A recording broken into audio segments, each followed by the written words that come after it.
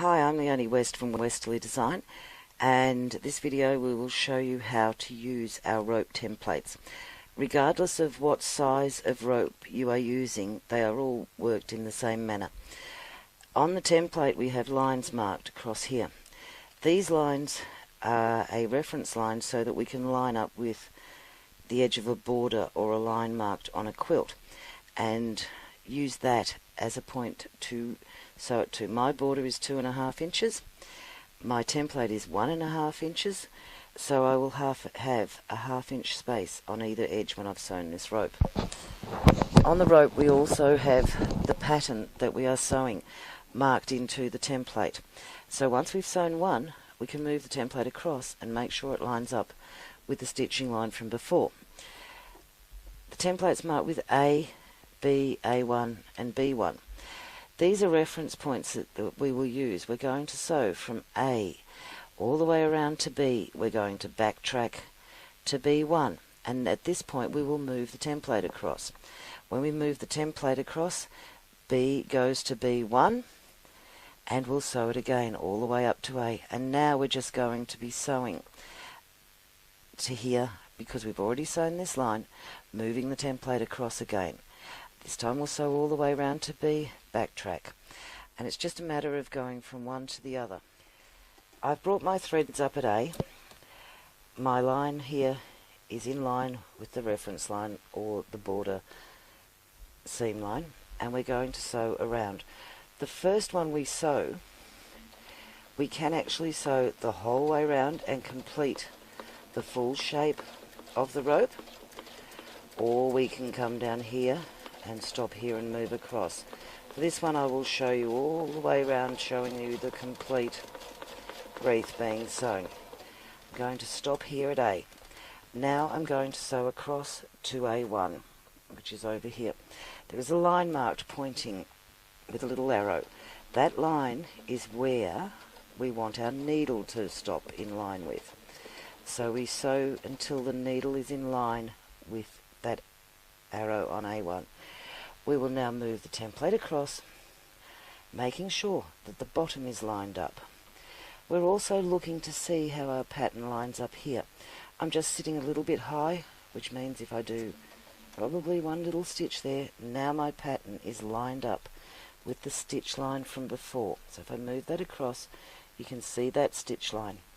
Line that up so it's in place, making sure that the bottom line is straight again. This time we're going to sew all the way round to B. So we're going to go around, come around here, up to B, stop. I'm now going to backtrack from B to B1. And all the wreaths work in, all the ropes work in the same manner. I've turned around the fabric and taken the template away, so you can see this is the first one we sewed. We travelled across, backtracking, doing a second row of stitching, and then we moved the template over. We sewed around and down to here, and we backtracked up to here. Because we have the key in our template, very easy to put the template back in place.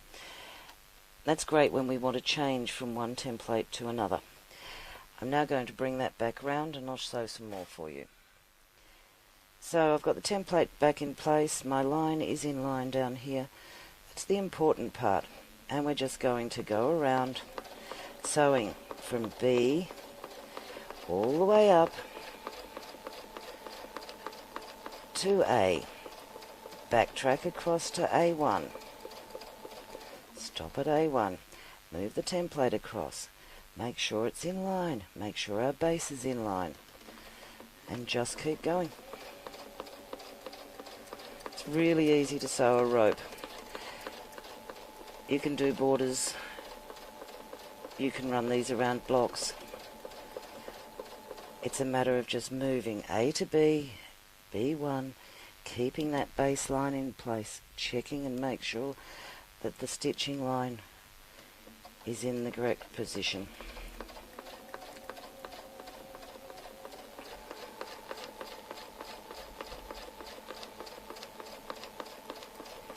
And back to A1. Stop here, move the template, line it up, make sure our base is in place. If you stopped a little bit far, just do a half stitch back up. If you need another stitch to make sure you're in the correct position, just do one more stitch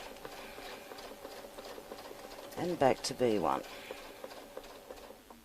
Stopping there, move the template across. That's our rope completed.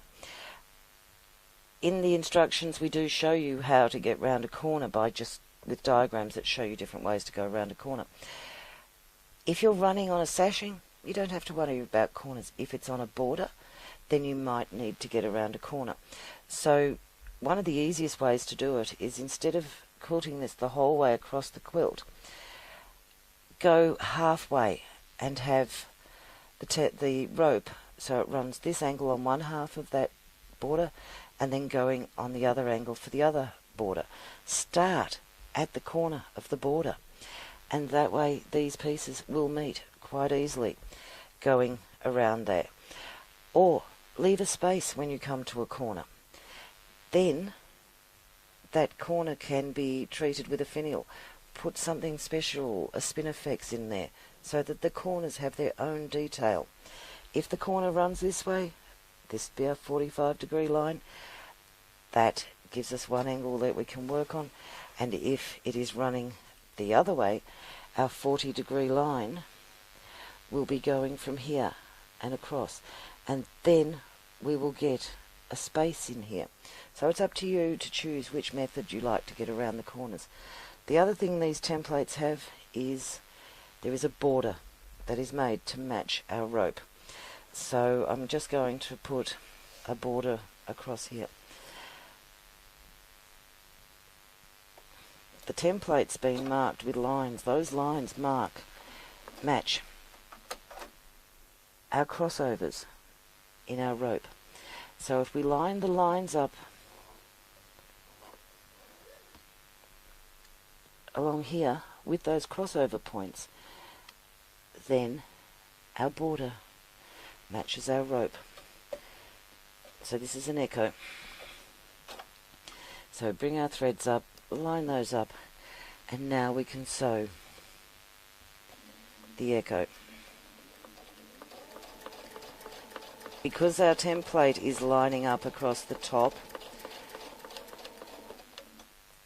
and touching these top peaks, it's going to be a 1/4 inch echo.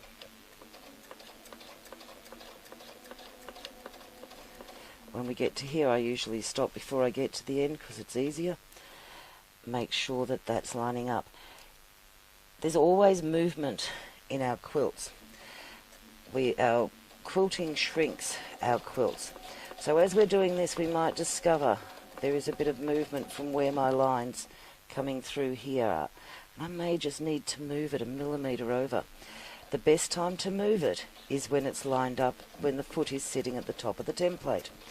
Because if the foot is sitting here, you will not notice if I moved it 1 millimetre or 2. But if you try to move it in this bottom part, when the foot is sitting down in here, you're going to see where that was moved from. So we just move it along, keeping those lines in place.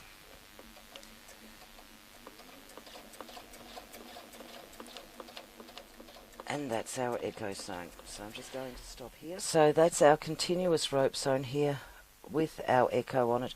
And we can echo that 1/4 inch 2 or 3 times to give more depth to that. You might have the 1.5 inch wide template and a 3 inch wide border instead of 2.5, and you might want to bring these echoes out to that edge of the borderline. So I hope you enjoyed that video showing you how to use a rope.